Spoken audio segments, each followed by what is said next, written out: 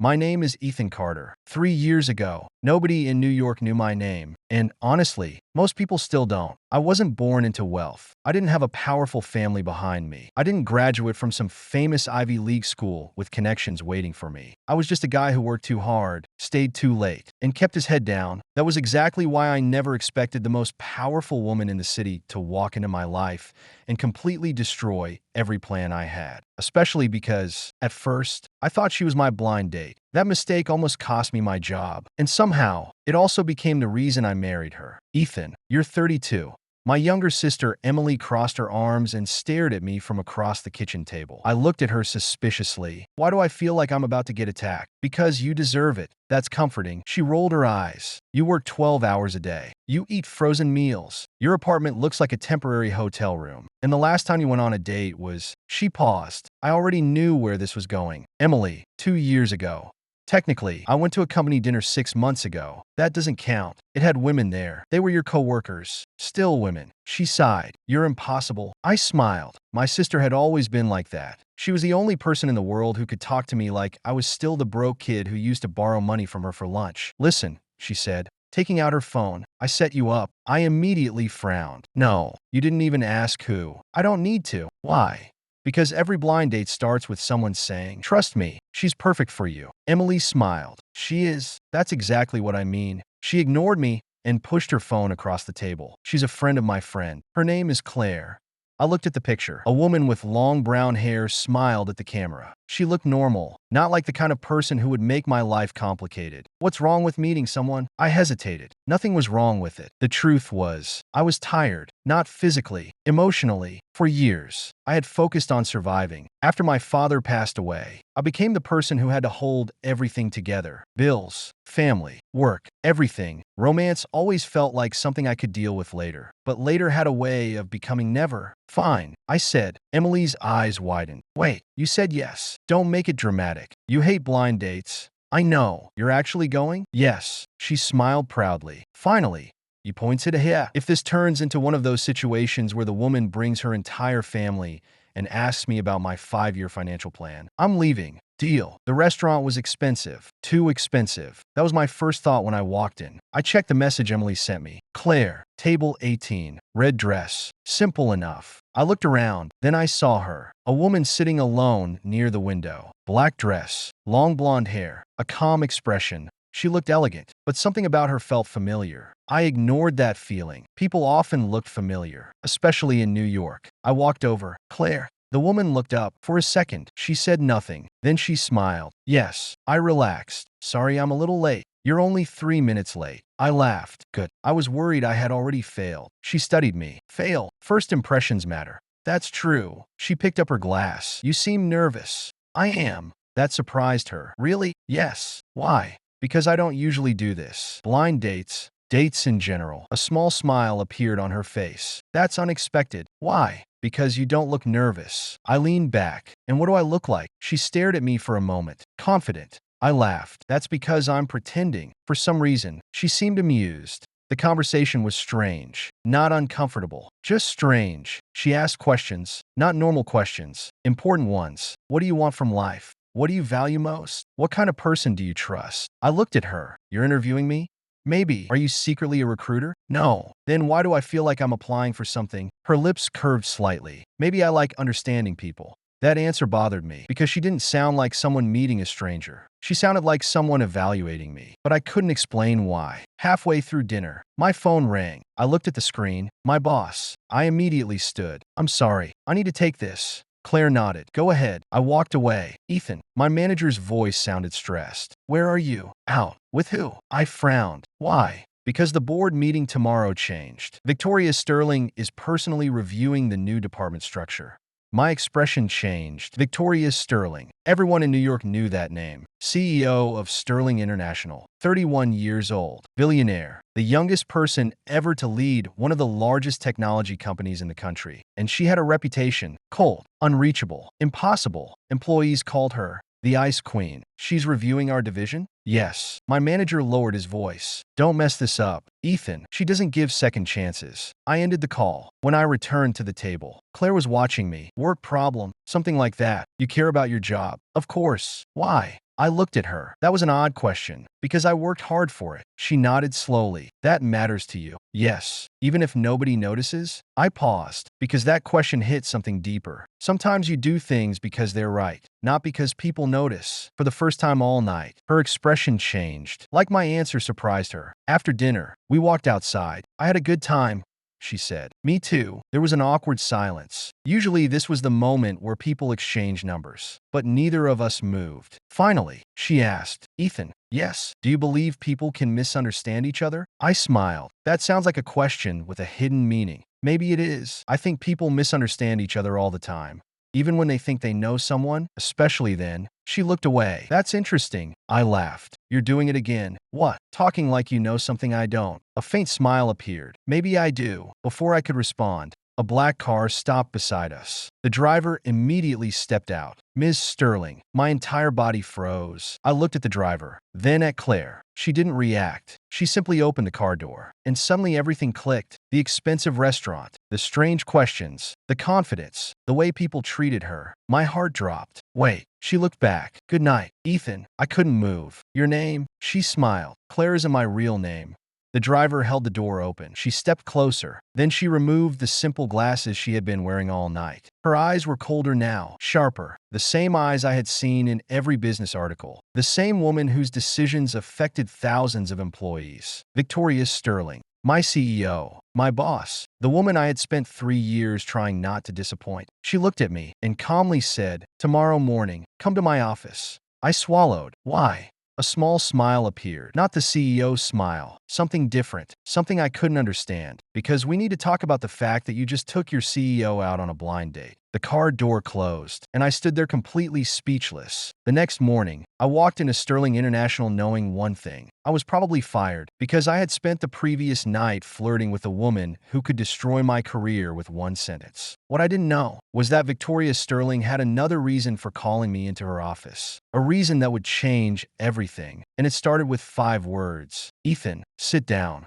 You and I need to discuss marriage. I stared at Victoria Sterling. For a few seconds, I genuinely wondered if I had misunderstood her. Maybe the stress from work had finally broken something in my brain. Maybe I had fallen asleep somewhere between my apartment and the executive floor. Because the woman sitting across from me was my boss. The woman whose signature could approve or reject millions of dollars. The woman who could make experienced executives nervous with a single look. And she had just said, you and I need to discuss marriage. I blinked. Once. Twice. Then I laughed. Not because it was funny, because my brain didn't know what else to do. Victoria's expression didn't change. Are you laughing because you think I'm joking? I immediately stopped. No. Good. I looked at her carefully. You're serious? Yes. About marriage? Yes. With me? Yes. I leaned back in the chair. This was impossible. Ms. Sterling. Victoria. I stopped. What? When we're alone. Call me Victoria. That somehow made everything worse. I rubbed my forehead. I think there are several problems with this conversation. Name them. I counted with my fingers. First, you're my CEO. Yes. Second, you're the woman who controls my career. Yes. Third, we met yesterday. Not exactly. I frowned. What does that mean? She looked at me, and for the first time, I noticed something unusual. Victoria Sterling, the Ice Queen, looked nervous. Not much. Most people wouldn't notice. But I did, because I had spent 3 years watching her. Everyone watched her, but nobody really saw her. I knew who you were before last night. I froze. What? She folded her hands. I know about your work, your projects, your performance reviews. That's normal. You're the CEO. No. Her voice became quieter. That's not why. I stared at her. Then why? She didn't answer immediately. Instead, she walked to the window behind her desk, the same window overlooking the entire city, the place where employees imagined she stood every morning, deciding the future of the company. But right now, she didn't look like a billionaire. She looked like someone carrying a burden. 3 years ago, she said, Sterling International was almost destroyed. I listened. Our biggest investor wanted control. Several executives betrayed my father before he passed away. They tried to force me out. I knew about that. Everyone did. When Victoria took over the company at 28, analysts predicted failure. They said she was too young, too inexperienced, too emotional. But she proved everyone wrong. She rebuilt the company, doubled revenue, expanded globally. People called her ruthless. They never asked what she had to sacrifice. During that period, many people pretended to support me. She smiled faintly, but they were waiting for me to fail. I stayed quiet, except one person. She turned around, someone who didn't know who I was. I felt something strange. Me. Yes, I frowned. I don't understand. 3 years ago, before I became CEO, I visited one of our smaller offices. I searched my memory. I remembered. A woman had come to our branch. She wore simple clothes, no assistant, no security. Nobody knew who she was. There had been a problem with a client. The employees were panicking. Everyone was blaming each other, except me. I remembered staying late to solve it, and a woman asking me questions. I thought she was just another employee. You were there, Victoria said. I slowly understood. You were that woman? Yes. I stared. No way. Yes. I told you that the management team was failing. You did. I told you the employees were afraid to speak because leadership only cared about numbers. You did. I told you the company needed people who actually listened. Her eyes softened. You were the first person who told me the truth. I didn't know what to say because I remembered that conversation, but I never imagined it mattered. I was just being honest. Exactly. She walked back toward the desk. That was rare. I crossed my arms. Okay. She looked at me. Okay. I understand why you respect me. Good. But I still don't understand the marriage part. Her expression became serious again. This is where things become complicated. That sentence immediately worried me. How complicated? My grandfather left a condition in his will. I frowned. A condition? Yes. Victoria sat down. Before he died, he changed the ownership structure of Sterling International. I listened carefully. To keep the company from being taken over by outside investors, he created a trust. And the trust requires me to be married before my 32nd birthday. I stared. That sounds ridiculous. It is. Your grandfather forced you into marriage? Not exactly. She looked annoyed. He wanted me to have someone beside me who could balance me. I almost laughed. Balance you? Yes. Your grandfather knew you? She ignored the sarcasm. He believed I was too focused on winning and forgot how to live. I looked at her. For some reason, that sentence felt more personal than everything else. What happens if you don't marry? The controlling shares go into a temporary board trust, and several board members will have voting power. I understood. Her enemies, the people waiting for weakness, they'll try to remove you. Yes. And you need a husband. Yes. I looked away. So this is just business. Victoria didn't answer. That bothered me. Isn't it? She looked directly at me. No. My heart skipped slightly. No. No. Then what is it? She was silent. Too silent. Finally, she said, I chose you because I trust you. I shook my head. Victoria, you barely know me. I know more than you think. That sounds dangerous. It might be. I stood up. I'm sorry. Her expression changed. You're refusing? Yes. Why? Because I knew myself. Because I knew the difference between helping someone and becoming a tool. Because you don't want a husband. Her eyes narrowed. What? You want protection. That's not true. It is. I stepped closer. You need someone who looks acceptable to the board. Someone they can't control. Someone who won't betray you. That's not all, but it's part of it. She didn't deny it. That was enough. I won't marry someone because they need a solution. Victoria stared at me. You think I'm using you. I think you're desperate. The room became silent. Most people probably couldn't say that to her, but I wasn't most people. I didn't have anything to lose. Her voice became colder. You're very brave? No. I smiled slightly. I'm probably very stupid. For a moment, I thought she was angry. Then something unexpected happened. She smiled. A real smile. Small. Almost invisible. But real. That's exactly why I chose you. I froze. What? You're the only person in this company who doesn't change when I enter the room. I said nothing. Everyone sees my title. She looked down. You saw me. Before I could answer, someone knocked. Victoria immediately changed. The CEO returned. Come in. Her assistant, Jessica, entered. Ms. Sterling, the board members are requesting an emergency meeting. Victoria's expression hardened. Now? Yes. Jessica hesitated, and they specifically asked about your personal situation. Victoria's eyes became cold. They already know. Somehow. I looked between them. Something was wrong. How did they know? Neither answered. That told me enough. Someone was watching her. Someone knew about the marriage requirement. Someone was preparing to attack. Victoria picked up a folder. Then she looked at me. Ethan. I hesitated. Yes. I need you to do something. What? Come with me. To the board meeting? Yes. I almost laughed. No. Her eyebrows lifted. No. I'm not your husband. I know. Then why would I attend? She walked closer and quietly said, because the board thinks I have already chosen someone. I frowned. What? They believe I have someone. Why? Because yesterday, she paused. Someone saw us together. My face changed. You're saying, yes, the company thinks I'm your boyfriend? Yes. And you want me to pretend? Yes. I stared at her. This is insane. I know. You realize this could ruin my career? I'll protect your career. That's not the point. Then what is? I looked at her. The woman everyone feared. The woman who never showed weakness. And somehow, she looked like she was asking for help. Not as a CEO, as a person. Finally, she said, Ethan. Her voice was softer. Please. That single word surprised me more than the marriage proposal. Because Victoria Sterling didn't ask. She ordered. She commanded. She controlled. But she had just asked me. I sighed. This is temporary. Yes. No fake feelings. Yes. No manipulating me. Yes. And after this is over, we go back to normal. She hesitated, just for a second, then nodded. Of course. I didn't know why that hesitation bothered me. Maybe because I felt like she wasn't telling me everything. Maybe because I knew this woman too well. Ice Queens didn't suddenly ask for help, unless they were already close to breaking. Fine.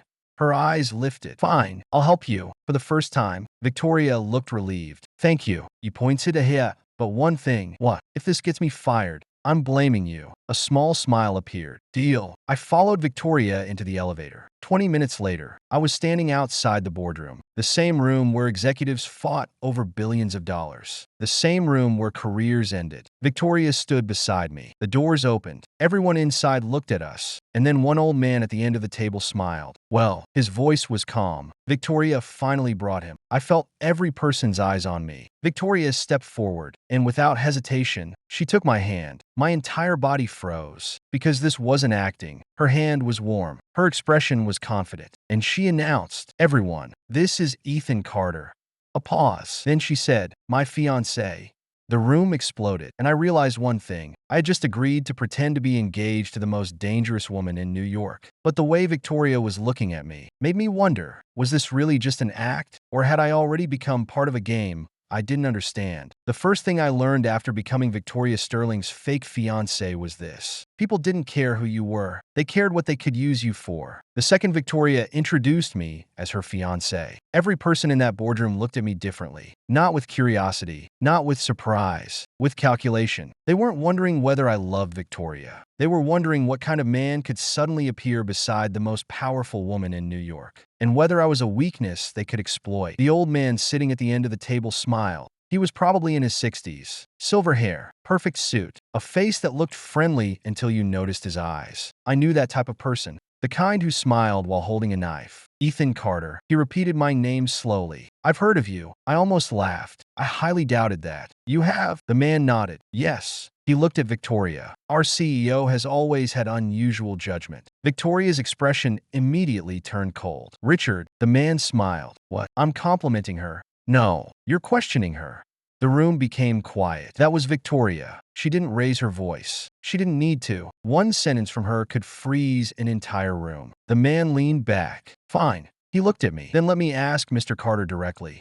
I nodded. Go ahead. How long have you known Victoria? The question was simple. The intention wasn't. I understood immediately. They wanted to find holes. They wanted to prove I was fake. I glanced at Victoria. She didn't look at me. She didn't need to. I knew what she wanted. Answer. Stay calm. Don't let them control the conversation. 3 years. The room changed instantly. Someone whispered. Richard raised an eyebrow. 3 years? Yes. And yet nobody knew about you? I smiled slightly. That's because nobody asked. A few people looked surprised. Richard's smile faded a little. Interesting answer. It's the truth. He leaned forward. Mr. Carter, do you understand what kind of position you're entering? I looked around the room. Yes. Do you? His tone became sharper. This isn't a normal relationship. Victoria Sterling isn't a normal woman. I stayed silent. He continued. She controls a company worth billions. She has enemies, pressure, responsibilities. I know. Then why? Why what? Why would someone like you marry someone like her? The question was designed to insult me. Everyone knew it. They wanted to see if I would get angry, if I would reveal insecurity. Instead, I answered honestly, because she asked. The room went quiet. Richard frowned. That's it. Yes. You expect us to believe that? I shrugged. You don't have to. Victoria looked at me. I noticed something. She looked surprised. Not because of my answer. Because I wasn't trying to impress anyone. I was just telling the truth. Richard smiled again. You're either very confident or very foolish. Probably both. A few people laughed quietly. Even Victoria's assistant, Jessica, looked like she was trying not to smile. Richard's eyes became colder. The meeting continued for another hour. They asked questions, a lot of questions, where we met, how long we dated, when we planned to marry, what I did for Victoria. Every answer had to sound natural, but the hardest part wasn't the questions. It was pretending not to notice how Victoria protected me. Every time someone tried to embarrass me, she redirected the conversation. Every time someone questioned my background, she reminded them of my achievements. Finally, one board member said, "Victoria, I understand emotional decisions happen." I immediately disliked that sentence. However, he continued, Sterling International cannot be affected by personal choices. Victoria looked at him. Are you suggesting my fiancé affects my ability to lead? No. Then what exactly is your concern? The man hesitated. That was the difference between Victoria and everyone else. She didn't defend herself. She attacked the weakness in the argument. The man looked uncomfortable. I'm simply saying marriage is a serious matter. Victoria nodded. You're right. Everyone relaxed until she continued, and that is why I chose someone I trust. Her eyes moved to me. For a moment, I forgot we were pretending because she sounded completely serious. After the meeting ended, I followed her into the hallway. The moment the doors closed, I exhaled. That was insane. Victoria walked beside me. You handled yourself well. I almost got attacked by a group of billionaires. Yes, and your reaction is you handled yourself well? She looked at me. What would you prefer? Maybe sorry I dragged you into this nightmare. She stopped walking. I stopped too. For a moment, neither of us spoke. Then she said, I'm sorry. I blinked. What? I said I'm sorry. I stared. Did Victoria Sterling just apologize? Her expression immediately became cold. Don't make jokes. I'm just surprised. I know. That answer caught me off guard. You know? Yes. She looked away. People rarely hear me apologize. You really don't let people close, do you? Her expression changed. A small crack. Almost invisible. No. Why? She didn't answer. That was the first time I saw her avoid a question. That night, I received an invitation. Not from Victoria, from the Sterling family. A formal dinner. The kind of event where rich people pretended to be polite while secretly judging everyone. I almost refused. Then Victoria called. Ethan. Hi. You received the invitation. Yes. You need to attend. I sighed. Of course. Silence. Then, you don't want to? It wasn't a question. No. Why? Because your family probably thinks I'm not good enough. Another silence. Then Victoria said, they might. I laughed. Wow, that's comforting, but I don't care. I stopped. What? I said I don't care what they think. Her voice was firm. I chose you. Those words affected me more than they should have. Because Victoria Sterling didn't say things casually. Every word mattered. The family dinner was exactly what I expected. Cold, formal, uncomfortable. Victoria's mother, Evelyn Sterling, was elegant but intimidating. Her younger brother, Lucas, was openly curious. And her uncle Richard, the same man from the boardroom, was there. Of course, the moment I sat down, Evelyn looked at me. So, she smiled politely. You are Ethan?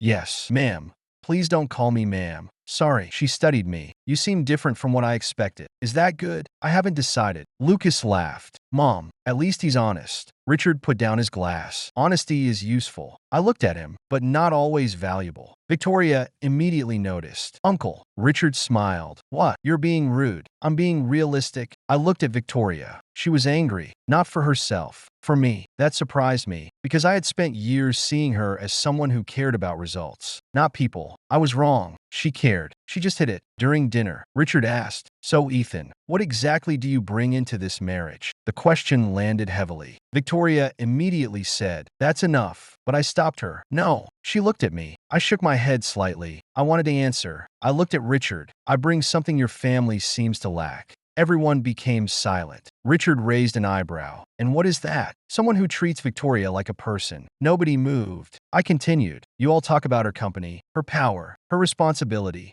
I looked at Victoria, but nobody asks if she's happy. The room became completely silent. Even Victoria looked shocked, because nobody said that to her. Not ever. Richard stared at me. You think you understand her? No. I answered honestly. I think nobody does. Victoria looked down, and for some reason, that hurt, because I realized something. The woman everyone feared was probably the loneliest person in the room. After dinner, Victoria drove me home herself. That alone was strange. You didn't have to defend me. I looked out the window. I wasn't defending you. Yes, you were. No. I turned toward her. I was telling the truth. She was quiet. Then, Ethan, Yes. Why do you care? I didn't answer immediately. Because I didn't know. Maybe because I knew what it felt like to be ignored. Maybe because I saw something in her that nobody else saw. Finally, I said, because everyone deserves at least one person who sees them. Her hands tightened slightly on the steering wheel. For a moment, Victoria Sterling looked vulnerable. Then she whispered, "Be careful." I frowned. Why?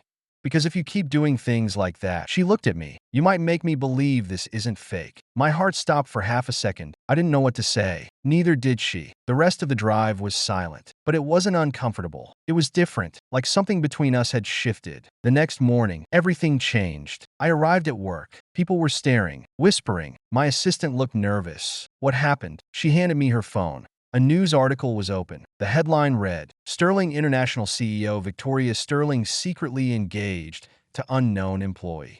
My face changed. Who leaked this? Nobody answered. Then my phone rang. Victoria. I answered immediately. Ethan. Her voice was colder than usual. What happened? The engagement announcement is everywhere.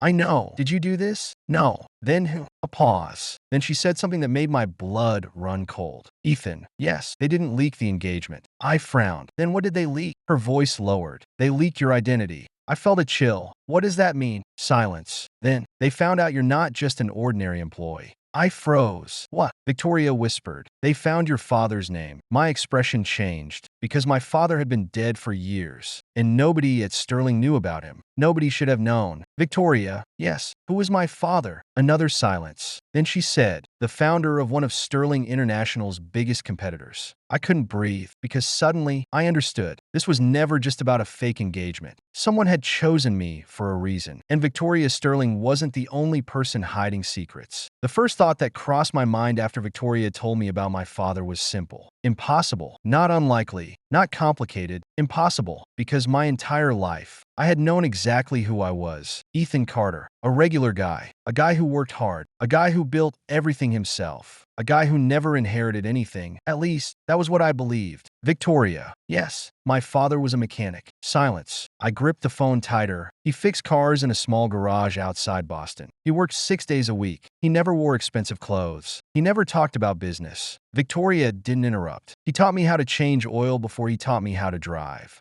My voice became quieter. He died owing money. Another silence. Then Victoria said, Ethan, I'm not saying your father wasn't the man you knew. Then what are you saying? I'm saying there was another part of his life you didn't know about. I closed my eyes. That sentence bothered me more than anything, because my father had always been honest with me. He was the person who taught me honesty mattered. The idea that he had hidden something felt wrong. Where did you find this information? Someone sent it to me. Who? I don't know. That answer made my stomach tighten. Victoria Sterling didn't say, I don't know often. If she didn't know something, it meant someone had gone out of their way to hide it. Send me everything. I already did. I checked my phone. A message appeared. One file, one name, and when I opened it, I stopped breathing. The document was old. A business record, a photograph. My father, but not the father I remembered. This man wore a suit. He stood beside people I recognized from business history, including Victoria's grandfather. At the bottom of the document was a company name, Carter Holdings. I stared at it for several minutes. Then I laughed. Not because it was funny, because nothing else made sense. My father had spent his life telling me money wasn't important. He had told me success wasn't about power. Yet apparently, he had once belonged to one of the most powerful business families in America. How could I not know? I went to Victoria's office immediately. I didn't knock. Normally, nobody entered the CEO's office without permission. But Victoria didn't stop me. She looked up. The moment she saw my expression, she knew. You saw it. Yes. I placed the phone on her desk. Explain.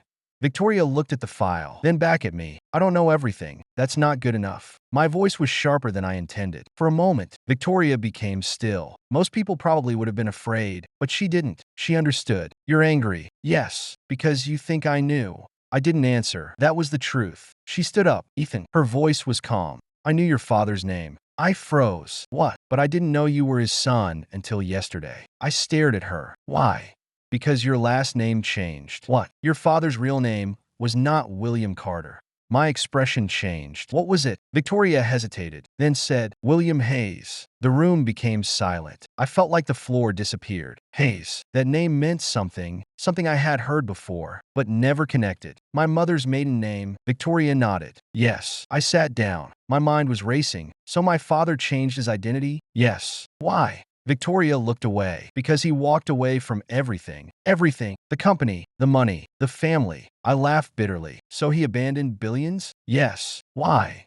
This time Victoria didn't answer. She looked at me. Because of my family. I stood up. What does that mean? Victoria was quiet. Too quiet. 3 decades ago, Carter Holdings and Sterling International were partners. Partners? Yes. What happened? A betrayal. The word hung between us. My grandfather and your father had a disagreement. What kind? Victoria looked uncomfortable. I don't know the full story, but you know enough. Yes. I stared at her. And you still asked me to marry you? Her expression changed. That question hurt her. Ethan.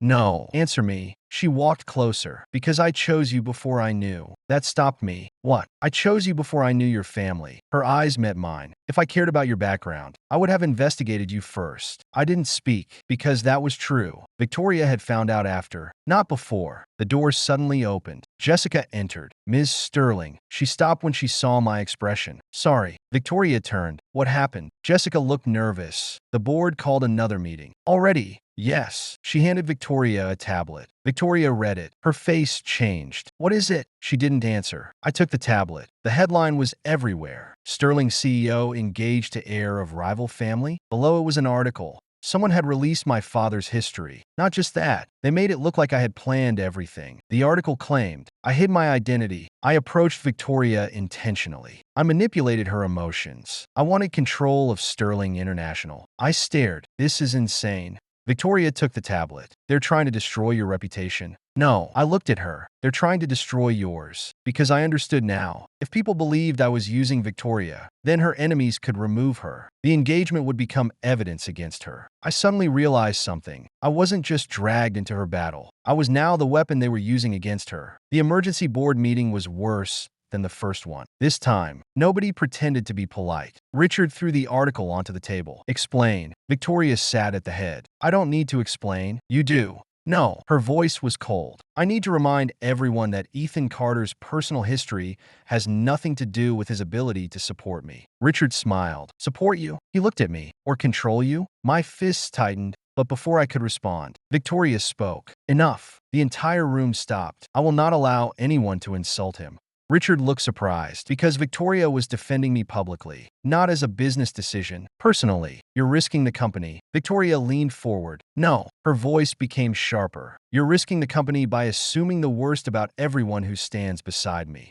Richard stared. You're emotional. That word. I saw it. The way Victoria's expression changed. Because that was the word people always used against her. Emotional. Weak. Unstable. Before she could respond, I spoke. He's right about one thing. Everyone looked at me. Victoria frowned. Ethan. I ignored her. They're afraid. Richard narrowed his eyes. Afraid. Yes. I stood. They're afraid because Victoria doesn't need them anymore. The room went quiet. They spent years believing they controlled her. I looked around, and now she has someone else she trusts. Richard smiled coldly. You think you understand business? No. I admitted. I understand people. I looked at Victoria. And people who lose control always try to destroy what they can't control. Nobody spoke. After the meeting, Victoria followed me. You shouldn't have done that. I turned. Done what? Challenged them. They were attacking you. I can handle it. I know. Then why? I looked at her. Because you shouldn't have to handle everything alone. She froze. Those words affected her more than I expected. For a moment, she wasn't the CEO. She was just Victoria, a woman who had spent years pretending she didn't need anyone. Then she whispered, You really don't understand what you're doing. What? You're making it difficult for me? Difficult? Yes. She looked away, because I was supposed to see this as a business arrangement. I waited, but now, her voice became softer. Now I actually trust you. My heart moved slightly. Victoria, she interrupted. Don't. Why? Because if we continue this conversation, she looked at me. I might forget this was supposed to be fake. That evening, I returned home. I expected to find my apartment the same. Quiet, normal, safe. But someone had been there. The door wasn't locked. My entire body became alert. I stepped inside. Nothing was stolen. Nothing was damaged. Except one thing. On my table was an envelope. Inside was a photograph, a picture of my father, and a handwritten message. 5 words. Asked Victoria what she did. My blood went cold, because whoever sent this wasn't attacking me. They weren't attacking my father. They were attacking the one person I had started to trust, Victoria Sterling. I called her immediately. She answered on the first ring. Ethan? Her voice sounded worried. Victoria, what happened? I looked at the photograph. Then at the message, I found something. Silence. What? I swallowed. Someone wants me to ask you a question. What question? My voice lowered. What did you do to my father? The line went completely silent. Too silent. Then Victoria whispered, Ethan, yes, I was hoping you would never find out. My heart stopped. What? Her voice trembled. A sound I never thought I would hear from Victoria Sterling. Fear. Your father didn't leave because of my family. I waited. He left because of me. For a few seconds, I couldn't speak, not because I didn't have questions, because I had too many. My hand was still holding the phone. The photograph of my father was still on the table. The message was still in front of me. Asked Victoria what she did, and now Victoria had confirmed the one thing I was afraid of. She knew something important, something connected to my father leaving everything behind. Victoria, my voice sounded unfamiliar. Cold, tell me. Silence. Tell me what you did. I heard her breathe. Usually, Victoria Sterling controlled every emotion, every expression, every word. But now, she sounded like someone standing at the edge of a cliff. Ethan, where are you? That's not an answer. I need to know where you are. Why? Because this conversation shouldn't happen over the phone. I laughed, a bitter laugh. Of course. What? Even now. I looked at the photograph. Even now, you still want control. That's not what I'm doing. Then what are you doing? Silence. Finally, she said, trying to protect you. Those words should have comforted me. They didn't, because everyone who hid something from me had used the same excuse. 20 minutes later, Victoria arrived at my apartment. Alone. No driver. No assistant. No security. That surprised me, because Victoria Sterling never went anywhere without protection. But tonight, she came alone. The moment she stepped inside, she saw the photograph. Her expression changed. Not surprise. Pain. You know him. It wasn't a question. I stared at her. You knew my father? Yes. Before yesterday? Yes. How long? She didn't answer. Victoria. 7 years. The room went silent. 7 years. My entire life had been built around the idea that my father was just a simple man, a mechanic, a person who had nothing. But Victoria knew him for 7 years and never told me. Why? Her eyes lowered. Because your father asked me not to. I froze. My father? Yes. I shook my head. No, it's true. No. I stepped closer. My father hated secrets. He hated secrets that hurt people. That sentence stopped me because it sounded exactly like something he would say. Victoria sat down. For the first time since I met her, she looked tired. Not physically, emotionally. Your father's name was William Hayes. I listened. He was my grandfather's closest partner. Partner? Yes. Then why did he disappear? Victoria looked at her hands. Because of me. I waited. She took a deep breath. 7 years ago, before I became CEO, I was working inside Sterling International. I know. No. She shook her head. You know the public story. I stayed quiet. The truth is, I wasn't ready. That surprised me. Victoria admitting weakness felt impossible. I was 24. I was arrogant. I almost smiled. That was hard to imagine, but I didn't interrupt. I thought being smart was enough. I thought if I worked harder than everyone else, nobody could hurt me. She looked at the floor. Your father disagreed. I listened as Victoria told me something I had never heard before. William Hayes had been one of the few people who challenged her. Not because he disliked her, because he saw her potential. He told me I was becoming exactly like the people I hated. I frowned. What does that mean? I treated people like numbers. The answer came quietly. I only cared about winning. That didn't sound like the Victoria I knew, but maybe it was the Victoria everyone else never saw. One day, there was a major company decision. What kind? A merger. With who? Blackwell Technologies. I recognized the name. One of Sterling's biggest competitors. My father. He opposed it. Why? Because he discovered something. Victoria's expression became serious. Blackwell wasn't trying to partner with us. They wanted control. I understood. A hostile takeover. Your father warned me, and you didn't listen. She closed her eyes. No. The answer was immediate. I thought he was being too cautious. And I made the wrong decision. I looked at her. What happened? The deal almost went through. Almost. Yes. Why didn't it? Victoria looked at me. Because your father stopped it. I frowned. How? He exposed the corruption inside Blackwell. And then the board blamed him. My expression changed. They blamed your father? Yes. Why? Because someone needed a person to take responsibility. I clenched my fists. That's why he left. Victoria nodded. He was offered protection if he disappeared. By who? My grandfather.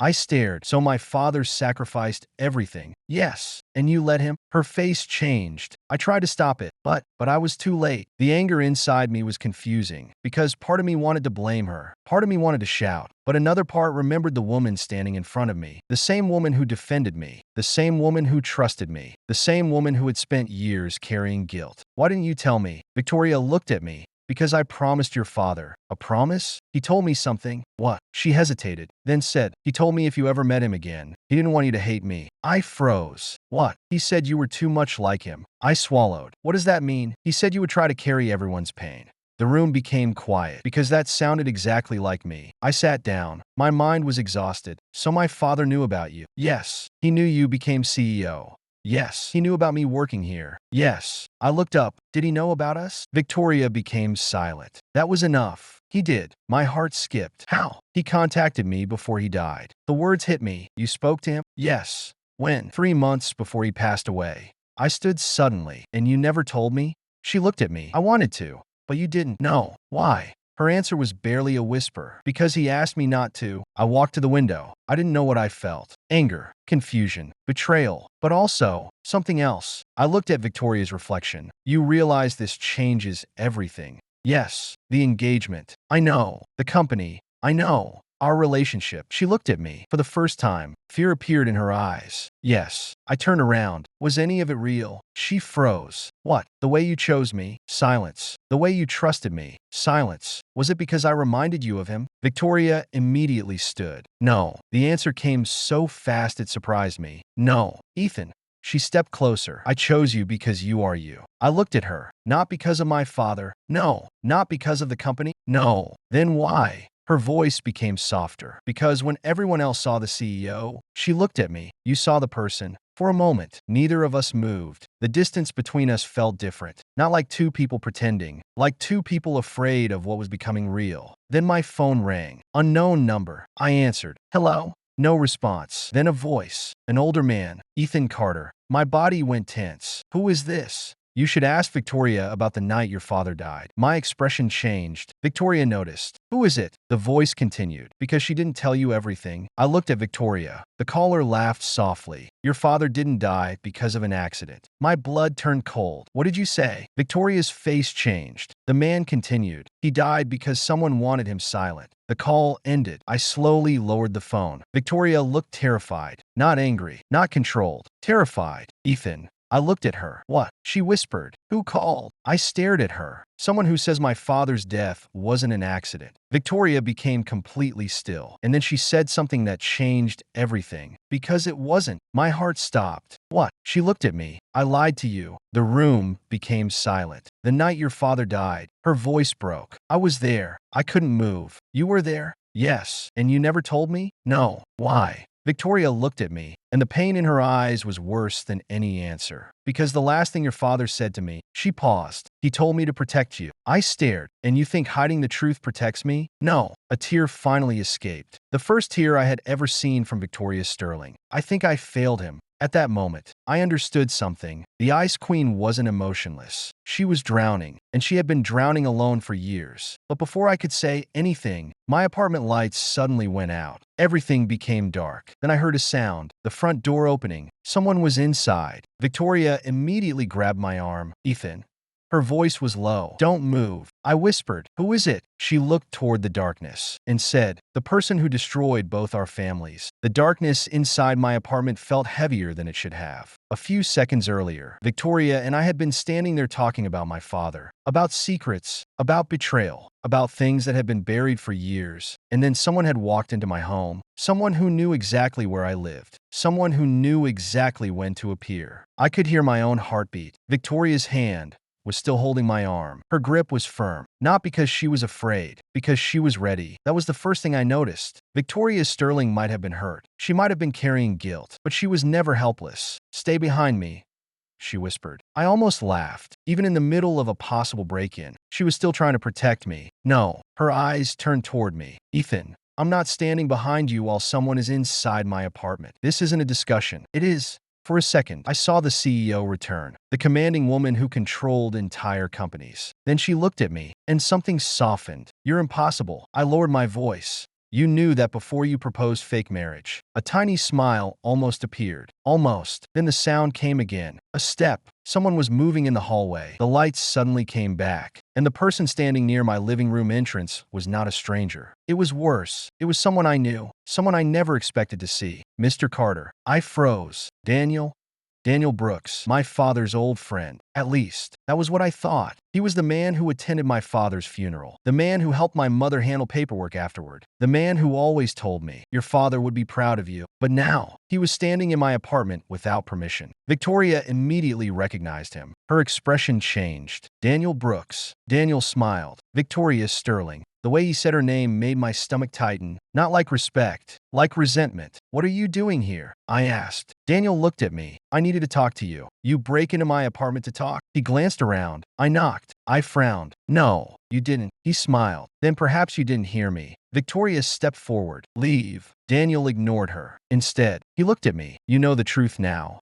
My expression changed. You know about my father? I know everything. The room became silent. Everything. That word bothered me. How? Dayton's sight. Because unlike Victoria, I didn't hide from the past. Victoria's expression became cold. Be careful. Daniel laughed. There she is. What? The woman who always thinks she's in control. Victoria took one step forward. You have 5 seconds to explain why you're here. Daniel looked amused. You haven't changed. And you haven't answered. He looked at me. Your father left you something. I frowned. What? A message. I already know about my father's past. No. Daniel shook his head. You know the story everyone wants you to know. He reached into his coat. Victoria immediately reacted. Don't. Daniel stopped, then slowly pulled out an envelope. He placed it on the table. This belonged to William Hayes. My father's name. I stared at the envelope. How do you have this? Because he trusted me. Victoria's eyes narrowed. Why would he trust you? Daniel smiled. Because, unlike you, I didn't betray him. The air changed. Victoria became completely still. I noticed. That sentence hurt. Not because it was true, because it touched something she already blamed herself for. I picked up the envelope. My hands felt heavier than they should have. My father's handwriting was on the front. For Ethan. I stopped breathing. I hadn't seen his handwriting in years. I wanted to open it immediately, but something stopped me. I looked at Daniel. What do you want? Nothing. I didn't believe him. Nobody who appeared after years of silence wanted nothing. You came here just to give me this? Yes. Why now? Daniel looked at Victoria, because now he knows who she really is. Victoria's expression hardened. Enough. Daniel ignored her. Ethan, your father spent his entire life protecting people.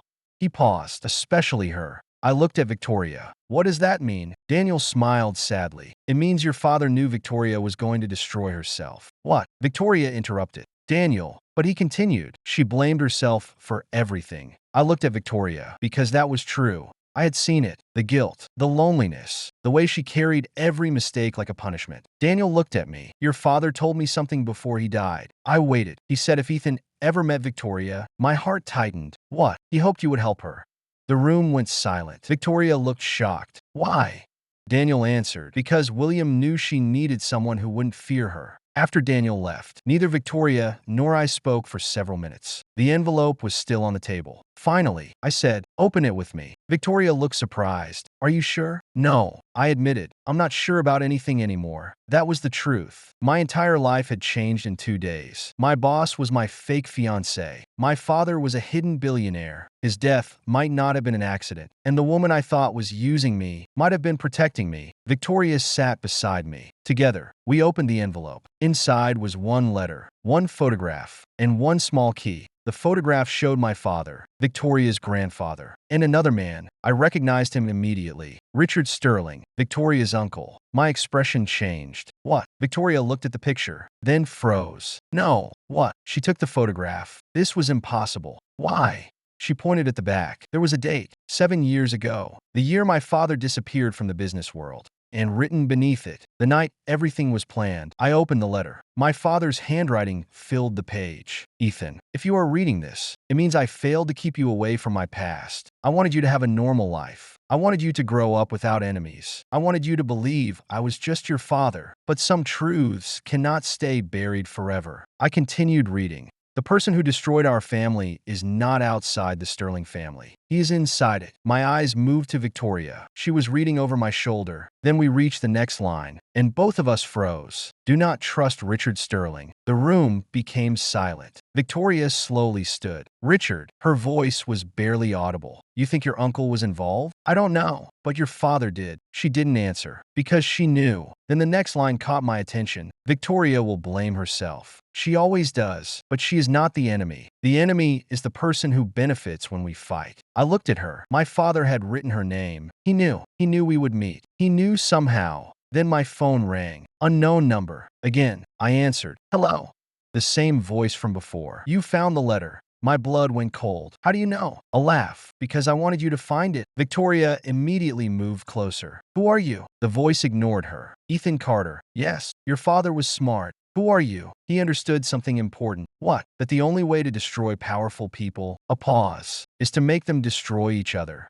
The call ended. Victoria immediately grabbed her phone. I'm calling security. No. She looked at me. No. We need to think. Ethan, someone is threatening you. Yes. And your response is to think? Yes. She stared, then sighed. You really are your father's son.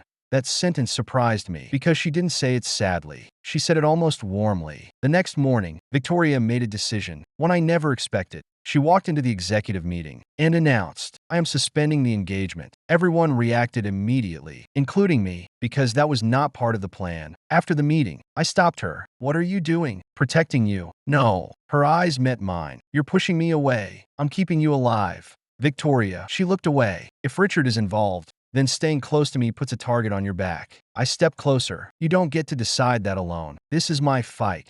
No. I shook my head. It stopped being your fight when someone came after my father. She looked at me. For a moment, neither of us spoke. Then she whispered, Why are you still here? I answered honestly, because I don't think you want me to leave. Her eyes changed. A crack in the armor. A small one, but I saw it. That night, we met secretly. No assistance, no security, no company, just Victoria and me. We needed answers. But before we could start investigating, a message arrived. From Richard Sterling. One sentence. Ask Ethan why his father really abandoned him.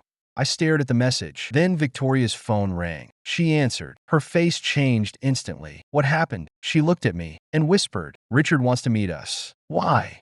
Victoria looked terrified. Because he says he knows the truth about your father. I didn't know what scared me more. The possibility that Richard knew something, or the possibility that Victoria already knew and had been hiding it because once again, the truth was waiting. And this time, someone wanted us to find it. I used to think powerful people were never afraid. That was before I met Victoria Sterling. The world saw her as untouchable. A billionaire CEO. A woman who could walk into a room full of executives and make everyone silent. A woman who never apologized, never hesitated, never showed weakness. But that night, when she read Richard Sterling's message, I saw something I had never seen before. Fear. Not for herself. For me. Ethan. Her voice was quiet. We can't go. I looked at her. Why? Because it's a trap. I know. Then why are you acting like that doesn't matter?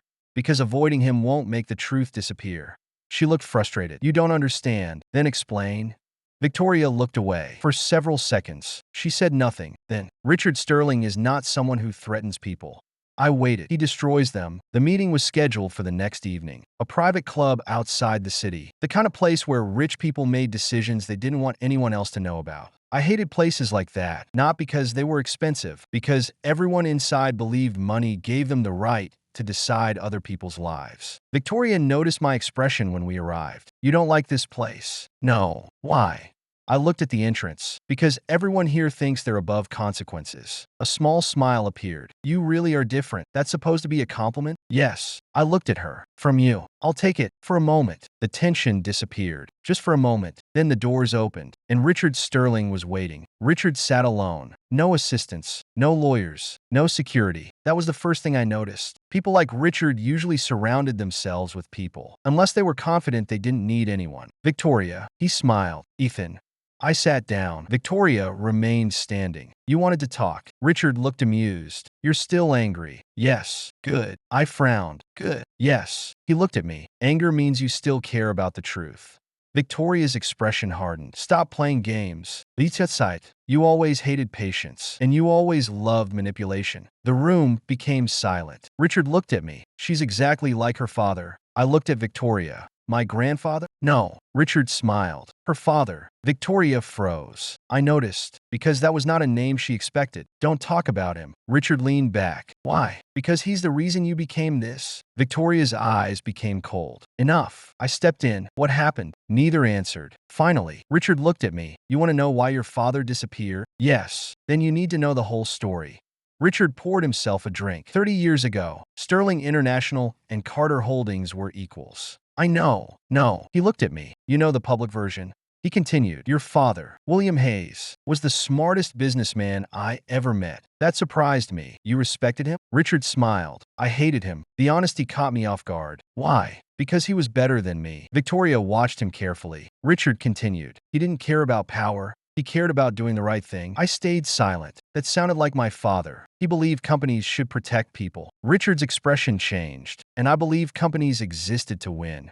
The difference was obvious. Two completely different people. So what happened? Richard looked at Victoria. Her father died. I looked at Victoria. She remained still. When that happened, the company needed leadership. Richard continued. Victoria was young. I was 24. Yes, she wanted to prove herself. I understood. She made mistakes. Victoria looked away. Richard continued. And I used those mistakes. The room became colder. What? Victoria finally spoke. You knew. Yes. Her face changed. You knew what I was doing? Yes. And you let me? Richard didn't answer. That answer was enough. I looked at Victoria. For the first time, I understood something. She wasn't just carrying guilt from losing my father. She was carrying guilt because someone had manipulated her. You used her. Richard looked at me. Yes. Victoria's hands tightened. Why? Because she was easier to control. When she believed everything was her fault, the sentence hit hard because it explained everything. The coldness, the isolation, the way Victoria never trusted anyone. Richard had convinced her she was the problem. Then why tell us now? Richard looked at me. Because someone else is moving. Who? I don't know. That surprised me. Richard admitting uncertainty was unexpected. But they have information even I don't have. What information? Richard looked at Victoria. The truth about your father's death. Victoria went pale. I noticed. You knew he died because of something else? Richard nodded. Yes. Then why didn't you tell me? His expression changed. For the first time, he looked ashamed. Because I was protecting the company. Victoria laughed. A cold, broken laugh. Of course. Richard looked at her. Victoria. No. She stepped forward. All these years. Her voice shook. I thought I destroyed everything. Silence. I thought William Hayes died because I was careless. Victoria. But you knew. Her eyes became red. You knew I was blaming myself. Richard looked down. I made a mistake. No. Her voice became stronger. You made a choice. I had never seen Victoria like that. Not angry, not powerful, broken. And that was when I realized something. The woman everyone feared wasn't afraid of losing money. She was afraid of losing people, especially the people she loved. Richard stood. There's one more thing. I looked at him. What? He reached into his jacket and placed a document on the table. Victoria picked it up. Her expression changed. What is this? Your grandfather's final amendment. I looked confused. Another condition? Richard nodded. Victoria read it, then froze. What? She looked at me. This changes everything. What does it say? Her voice was quiet. If Sterling International faces internal destruction. She swallowed. The controlling shares transfer to William Hayes' successor. I stared. Me? Richard nodded. Yes. Silence. I finally understood. This wasn't just about Victoria. It was about me. Someone was trying to remove Victoria because they knew I existed. Because if I stepped in, I could change everything. When we left, Victoria didn't speak. Not in the car. Not when we arrived at my apartment. Finally, I said, "You're avoiding me." No. Yes. She stopped, then sighed. I don't know what to say. That's rare. She almost smiled. Almost. Then she looked at me. Ethan. Yes, you should leave. I frowned. What? You should leave Sterling International. No. You should leave this situation. No. Why? Because I was tired of hearing her decide everything alone. Because you keep thinking protecting me means pushing me away. She looked at me. Because I care. The words came out before I could stop them. Silence. Victoria froze. I froze too. I had never said it. Not like that. Not directly. She looked at me. You care? Yes. Why? I laughed quietly. Because somehow, the most terrifying woman in New York is actually the person who needs someone the most. Her eyes moved, and then she said something I never expected. I'm scared. That sentence broke something inside me. Because Victoria Sterling admitted fear. To me, I'm scared that everyone I care about eventually leaves. I didn't speak. My father. A pause. Your father. Another pause. And now you. I stepped closer. I'm not leaving. She looked at me. You don't know that? Yes, I do. How? Because I'm still here. For a moment, everything disappeared. The company, the families, the secrets, the enemies. Only Victoria and me remained. Then her phone rang. She answered. After a few seconds, her expression changed. What happened? She looked at me. It's Jessica. What did she say? Victoria lowered the phone. The board has called an emergency vote. About what? Her voice was quiet. They want to remove me as CEO. I clenched my fists. Because of the engagement? No. She looked at me. Because they discovered your inheritance rights. My expression changed. They're afraid of me. Yes. Then what do we do? Victoria looked at me. And this time, she didn't tell me to leave. She didn't try to protect me alone. She simply said, we fight. The next morning, the entire company was waiting. The board, the media, the investors. Everyone expected Victoria Sterling to fall. But when the elevator doors opened, she walked out, and I walked beside her. The whispers started immediately. Is that him? The Carter heir? Why is he here? Victoria ignored everyone until we reached the boardroom. Richard was already inside. The board members looked confident. One of them smiled. Ms. Sterling.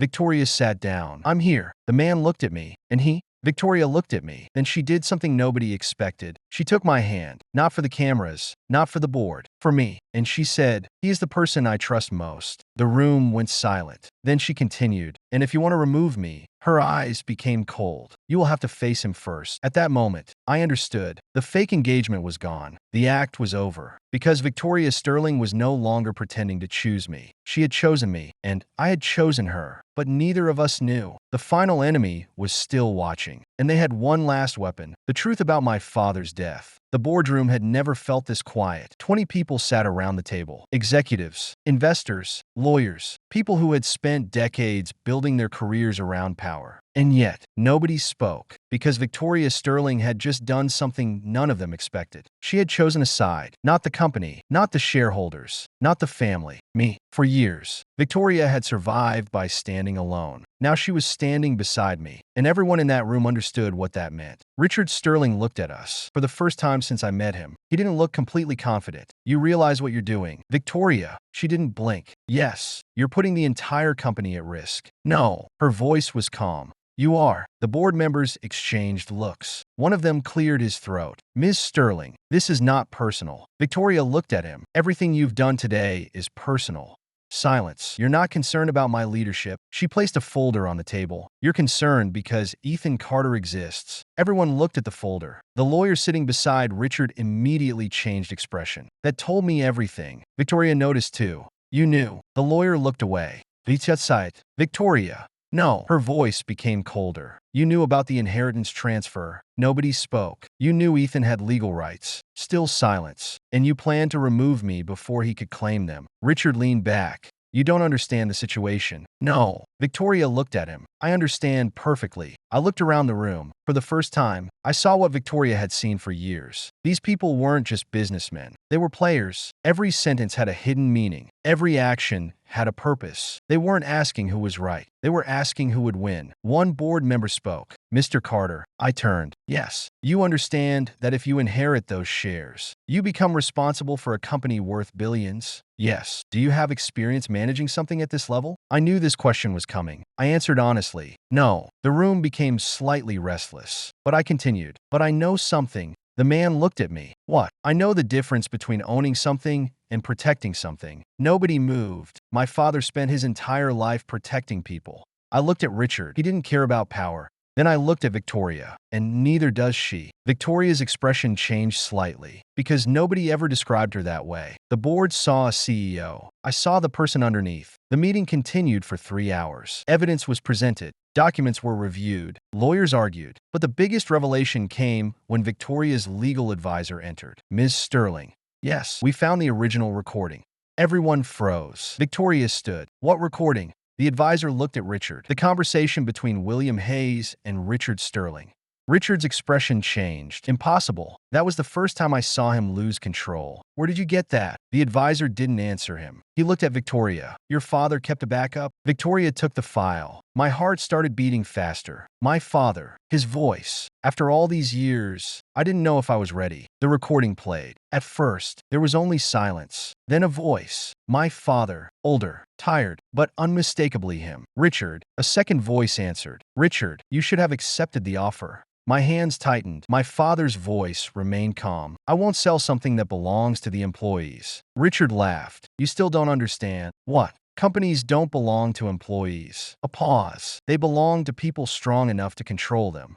The recording continued. Richard admitted everything. The manipulation, the attempt to take over Sterling, the plan to force William out. But then came the part nobody expected. Richard's voice became quieter. You know what your mistake was, William? What? You trusted Victoria. The room became silent. My father answered, no. A pause. I trusted that she could become better than us. I looked at Victoria. Her eyes were fixed on the recording. She's not like us. Richard, my father continued, she still cares. Nobody spoke after the recording ended, because the truth was finally impossible to deny. Richard had spent years trying to prove Victoria was weak, because she cared. But that was exactly what made her stronger. The vote happened immediately. The result was overwhelming. Richard lost his board position. The executives who supported him resigned before they could be removed. The people who spent years trying to control Victoria finally lost. Not because she became colder, because she stopped standing alone. After everything ended, Victoria and I stood outside the company building. The city looked the same, but everything between us was different. She looked exhausted. You should be celebrating. I smiled. You sound like you don't know how to celebrate. I don't. I noticed. A small smile appeared. I'm serious. I know. She looked at me. You changed everything.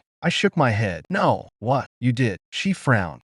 Yes, Ethan, you were already strong. I looked at her. You just forgot. For a moment, she said nothing. Then quietly, I thought if I showed weakness, people would hurt me. They did. Yes. She looked away. But you didn't. No. Why? I smiled. Because I wasn't looking for your weakness. I paused. I was looking for you. 3 months later, the world knew the truth. The media changed the story. The headlines were no longer unknown employee marries billionaire CEO. They became Sterling International survives family war under Victoria Sterling and Ethan Carter.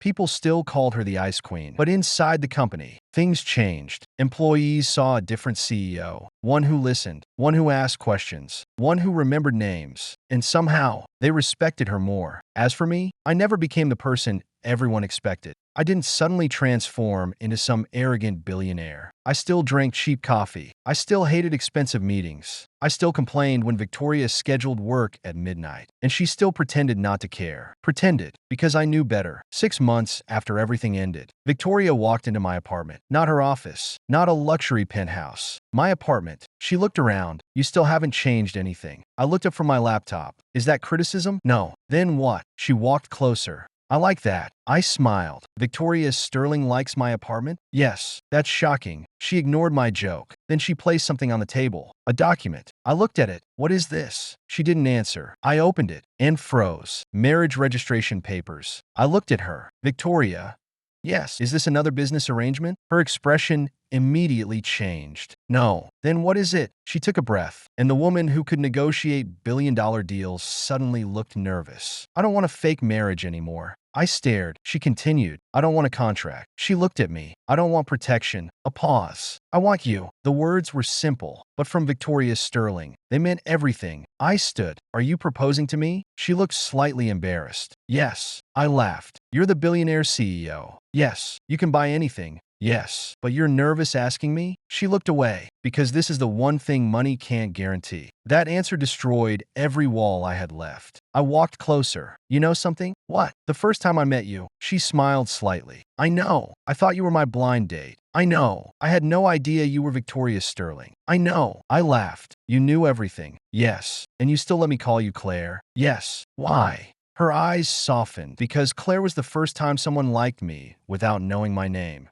I went silent because I understood. The world loved Victoria Sterling, but very few people loved Victoria. 1 year after that first dinner, we got married. No huge event, no unnecessary publicity, just the people who mattered. My sister Emily cried the entire ceremony. She later told me, "I knew something was strange when you agreed to a blind date." I laughed. Victoria heard that. "You told me he hated blind dates." Emily smiled. "He did." Victoria looked at me, and now I looked at my wife, the woman who started as my impossible boss, the woman who became my fake fiancé, the woman who showed me that even the strongest people need someone. Now I think the best mistakes are the ones you never want to fix. Years later, people still ask me the same question. How did an ordinary man end up marrying Victoria Sterling? My answer was always the same. I didn't marry a billionaire. I didn't marry a CEO. I didn't marry the Ice Queen. I married the woman who took off her mask and asked me to choose her. And the truth was, I had chosen her long before I realized it.